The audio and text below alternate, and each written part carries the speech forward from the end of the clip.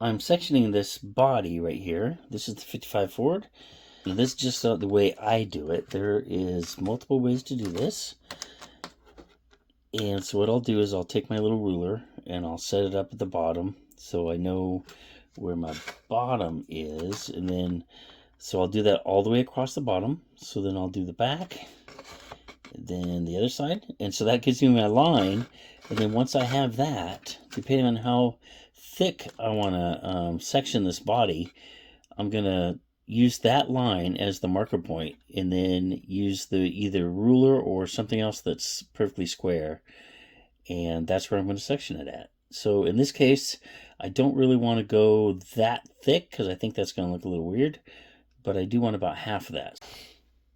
Okay, so now that I've got that mark using the ruler, what I'm going to do is come back and use some of this tape right here, which is the Tamiya masking tape, 6mm.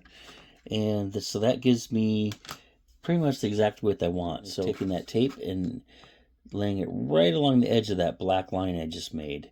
And so that's going to give me the perfect line now to cut the bottom and the top. And then once I have it all taped off, what I like to use is I have a Dremel with a cutoff wheel. And I'm going to use that. And so what I'm going to do is first I'm going to cut this bottom piece and I'm going to go right along the edge of that tape. And then once that's taken off, I'll come up here and I will cut along the top of the tape. Okay, so I've got the bottom cut off.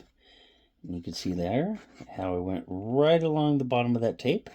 Once we have this cleared like that, what I'll do is take some sandpaper and just kind of rub it along the sandpaper a little bit.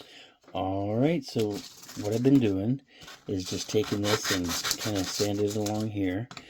This piece is a little harder because it's so thin right here. So I'm just kind of been grabbing this edge and then this edge. And so now I'm going to go ahead and I've test fit this a few times and it's looking pretty good. There are a few small gaps, but not a big deal. So what I'm going to do is I'm going to take my super glue and I'm going to liberally put it on there. I'm not worried about the super glue getting on the body at all. Matter of fact, I kind of want that.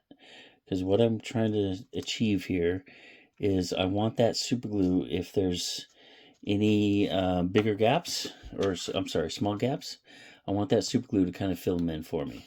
Alright, so I got it back together, and you'll notice I do have some gaps there, so I did not get a perfect cut, which, you know, I'm totally fine with. I'm going to sand this down, and then I'm going to put some filler in it, and it'll take care of those gaps that I have.